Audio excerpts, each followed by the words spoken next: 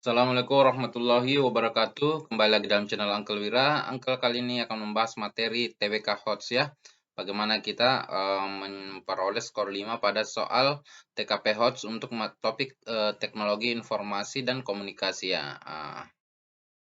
Nah, untuk memperoleh skor 5 di dalam soal TKP HOTS itu tentunya kita harus mempelajari tujuan dari dibentuknya kisi-kisi diajukannya kisi-kisi topik teknologi informasi dan komunikasi ya.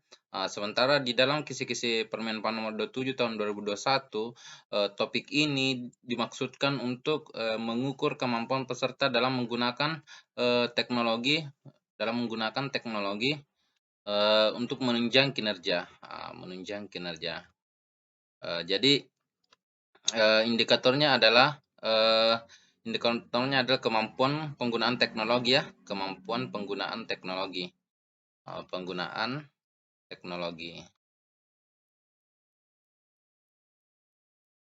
Ya, sementara dari kemampuan penggunaan teknologi itu hasilnya outputnya adalah atau tujuannya adalah untuk memperoleh kinerja yang maksimal ya, kinerja yang maksimal, yang baik ya, tentunya ya, yang maksimal ya, maksimal. Oke.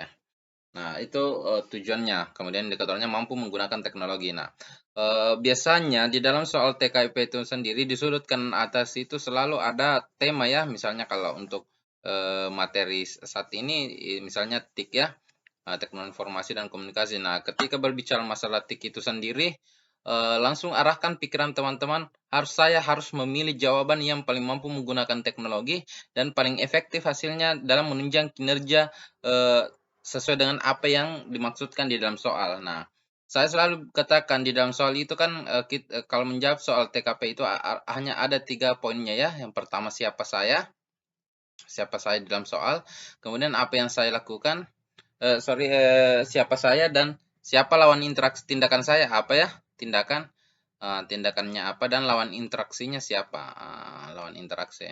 Biasanya kalau ada dalam soal ini boleh tidak muncul bersamaan ya, boleh kita saja, kemudian tindakannya apa, boleh poin ketiga ini tidak muncul ya. Tetapi itu yang teman-teman harus perhatikan siapa Anda di dalam soal itu dan apa tugas Anda. Kemudian arahkan ke kisi-kisinya ya, kemampuan dalam penggunaan teknologi dalam mencapai kinerja yang maksimal. Nah, namun sebelum kita lanjut ke materinya ya, teman-teman bisa subscribe channel ini, like, share, and comment, serta nyalakan lonceng pemberitahuannya agar teman-teman senantiasa memperoleh informasi seputar CPNS dari Uncle Wira. Nah, teman-teman juga bisa mengikuti bimbingan Uncle Wira. Teman-teman akan dibimbing hingga tes, di mana kita akan menyajikan materi per sub-sub materi. Jadi berdasarkan kita harus bahas tuntas Permenpan RB nomor 27 tahun 2021. Berdasarkan poin-poinnya per pasal, per ayat, dan per poin di dalamnya kita akan bahas. Teman-teman juga akan memperoleh pembinaan 2 atau 3 hari sebelum tes dengan mengevaluasi kesiapan pengetahuan teman-teman. Yang kedua, kita harus mengevaluasi psikis teman-teman, bagaimana mental teman-teman yang ingin mengikuti tes.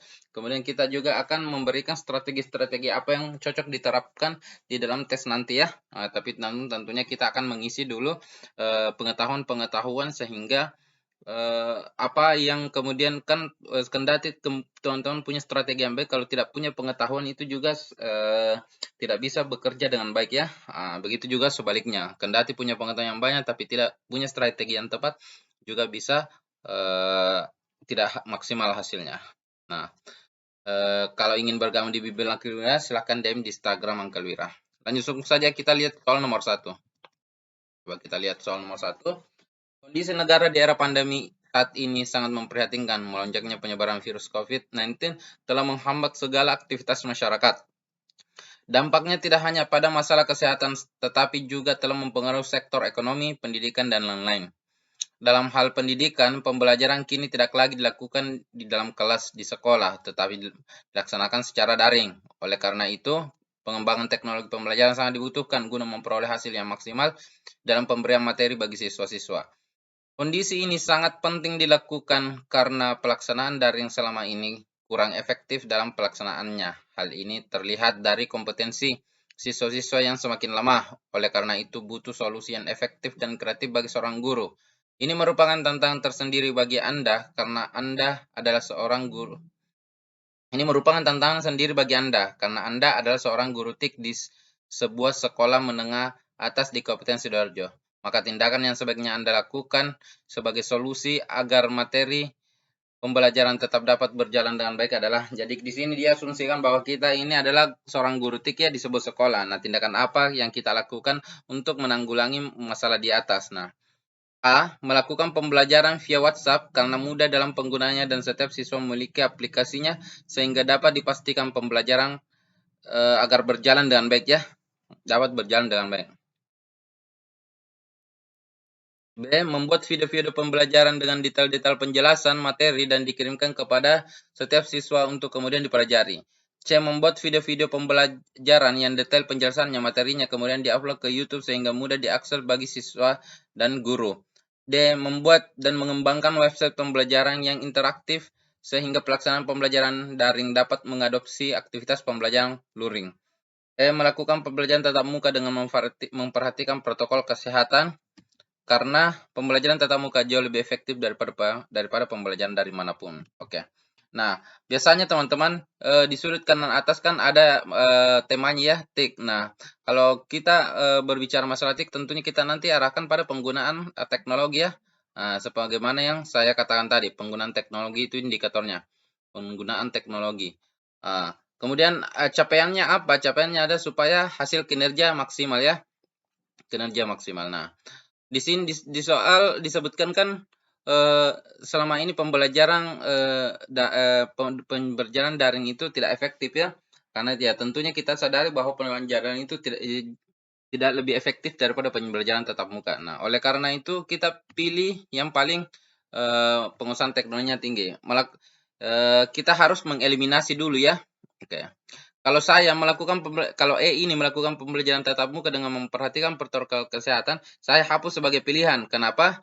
Karena di sini tidak ada penggunaan teknologinya. Justru dia tetap melaksanakan tatap muka. Padahal di situ sudah dikatakan bahwa tidak boleh misalnya dilakukan tatap muka ya. Oke. Melakukan pembelajaran via WhatsApp karena mudah dalam penggunaan dan setiap siswa memiliki aplikasinya. Jadi kita tinjau layanannya ya. Layanan A, B, C, D ini semuanya adalah punya bagian teknologi ya, bagian dari teknologi. Nah, kita lihat seberapa besar apalah layanan yang diberikan oleh setiap poin ini ya terhadap kemampuan teknologi ya. Pembelajaran via WhatsApp itu tidak semuanya materi bisa dilaksanakan dengan via WhatsApp. Kelemahannya adalah meski dapat diberikan dalam bentuk video tugas, tetapi kurang bisa memberikan misalnya kalau WhatsApp itu udah video-video yang besar itu kurang bisa bisa ditampung ya. Kalau misalnya pembelajarannya kan apalagi kalau untuk melakukan video call misalnya dia hanya terbatas mungkin sampai 8 orang atau 10 orang, sementara mungkin dalam kelas bisa sampai 20, 30 orang ya. Atau kemudian kita mau kaji satu-satu itu juga susah ya. Jadi ini saya hapus dari pilihan meskipun ada kemudahannya karena setiap orang punya aplikasinya ya. B. Membuat video-video pembelajaran yang detail penjelasan kemudian dikirimkan kepada setiap siswa untuk kemudian dipelajari. Meski kita bisa membuat video-video pembelajaran dengan detail-detail penjelasannya, tapi suatu ketika bisa jadi ada peserta yang ingin bertanya atau terkait masalah video pembelajaran. Kalau kita hanya kirimkan, dia akan kebingungan. Kemudian dia mungkin WhatsApp kita sebagai seorang guru, tetapi kita akan bingung menghubungkan video yang mana yang dia tanyakan atau kaitannya dengan video-video tersebut. Jadi kalau ini bagi Uncle ya, ini sebenarnya juga bagus, tetapi ini tidak cukup untuk memperoleh poin skor 5. C. Membuat video-video pembelajaran yang detail penjelasan materi kemudian diupload ke YouTube sehingga mudah diakses bagi siswa. Oke, jadi kita lihat bisa jadi kita melempar video-video ke YouTube kemudian mereka akan komen misalnya tentang yang ingin ditanyakan kemudian kita pelajari lagi. Tetapi mengenai hal-hal lain, karena di dalam pembelajaran itu kan bukan hanya tentang menjelaskan materi, tetapi juga ada pemberian tugas, ada tanya jawab, itu kan sulit dilakukan di dalam video-video semacam ini karena di dalam dalam video-video pembelajaran di YouTube itu sendiri, itu kan video jadi yang sudah diupload, sehingga tidak mampu interaktif dengan siswa dalam menjawab. Cuman kita ingin kembali menjelaskan dalam video itu dalam bentuk komentar. Jadi kalaupun ini masuk dalam pilihan, dia potensinya hanya di skor 4, ya. Angka lebih condong ke poin D, ya, memperoleh skor 5. Teman-teman juga bisa berpendapat lain berbeda dengan angka itu, tidak masalah, ya.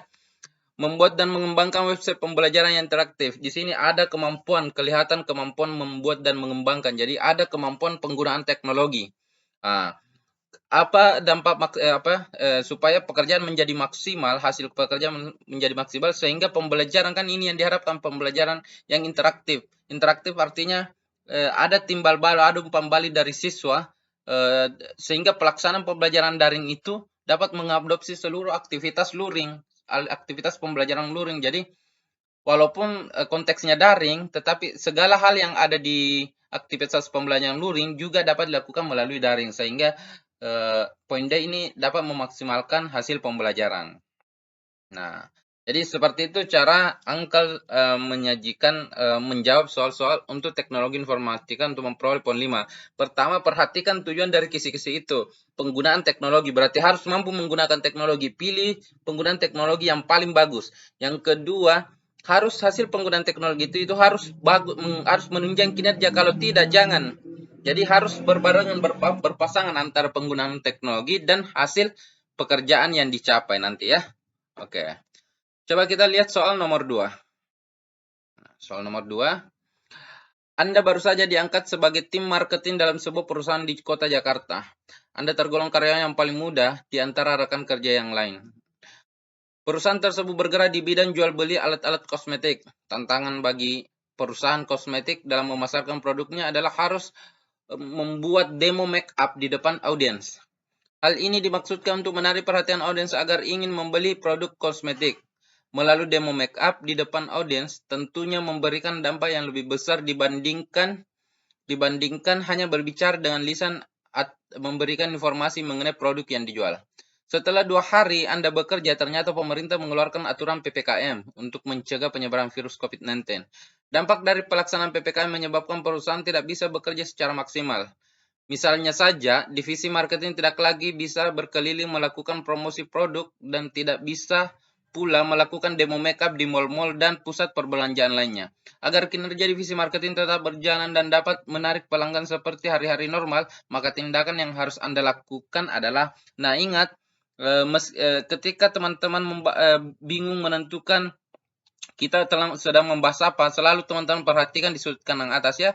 Di situ selalu ada tema. Selalu arahkan pada tujuannya tadi, itu kemampuan penggunaan teknologi, ya. Penggunaan teknologi dan tujuannya hasil kerja maksimal, ya. Hasil kerja maksimal. Oke. Nah, coba kita lihat pilihannya. Pilihannya akan diarahkan pada tujuan tadi itu, ya. Coba kita lihat pilihan-pilihannya. Di sini A, tetap berkeliling melakukan kegiatan promosi produk dengan tetap memperhatikan protokol kesehatan sesuai dengan anjuran pemerintah setempat. Nah, saya langsung buang poin A ini karena tidak menunjukkan adanya penggunaan teknologi. Karena sebenarnya soal ini mengarahkan kita bagaimana kita gunakan teknologi di dalam masalah yang kita hadapi. Itu TIK, ya. Soal-soal yang bagaimana kita menggunakan teknologi. Kan di dalam soal TKP itu ciri-cirinya adalah pasti ada masalah di depan yang biasanya berbenturan antara fakta yang ingin kita lakukan, tetapi kenyataan kita tidak boleh melakukan itu. Sehingga kita diberikan pilihan-pilihan. B, melakukan promosi produk kosmetik di media sosial dan platform. Kita simpan, ya, ada penggunaan teknologinya, media sosial. C, memasang gambar-gambar iklan di pos-pos pemasangan di jalan raya dan padat kendaraan. Di sini tidak ada penggunaan teknologinya. Atau kalau dibandingkan dengan B, ini jauh lebih rendah, ya. Meskipun bisa saja efektif, ya. Dan D, membuat video demo make up dan menyebarkan di media sosial agar dapat menarik perhatian netizen untuk membeli produk kosmetik. Di sini membuat video. Jadi dari D dibandingkan B, ini D jauh lebih bagus penggunaan teknologi, kan dia sudah membuat video ini, melakukan promosi produk. Tidak jelas, ya, apakah dia video atau lisan, ya. Sehingga kita sudah membuat poin 1, 2, 3. Teman-teman harus hanya kalau mau tinggi di skor TKP, teman-teman harus mengeliminasi poin 1, 2, 3 karena itu jelas perbedaannya dengan poin 4 dan 5.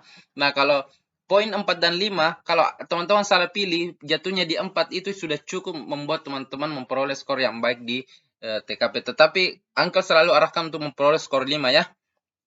Dia membuat video demo makeup dan menyebarkan di media sosial dan dapat menarik para perhatian netizen untuk membeli produk kosmetik. Oke, kita simpan.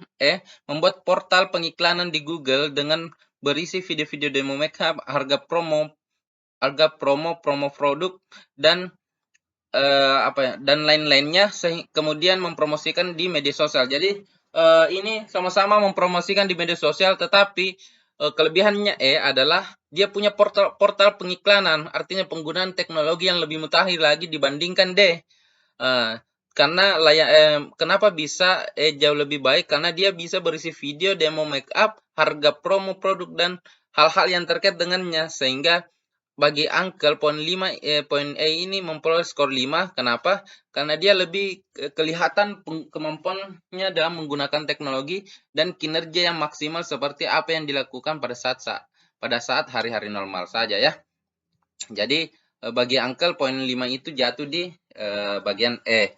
Nah, begitu cara kita menganalisa soal-soal TKP HOTS untuk materi teknologi informasi dan komunikasi. Pertama, perhatikan tujuannya. Ini bukan hanya untuk TKP, tetapi juga TWK tapi juga teman-teman yang ada di TWK ya. Di TKP sendiri jadi selalu kita perhatikan apa sih tujuan dari dibuatnya topik itu. Selalu ada, kalau di Permen Pan RB nomor 27 tahun 2001 di pasal 36, 37, 38 itu setelah dituliskan di ayat-ayatnya itu, setelah dituliskan topiknya, di belakangnya selalu ada tujuannya adalah kalau untuk TIK sendiri adalah untuk mengukur kemampuan seseorang dalam menggunakan teknologi dalam menunjang kinerja.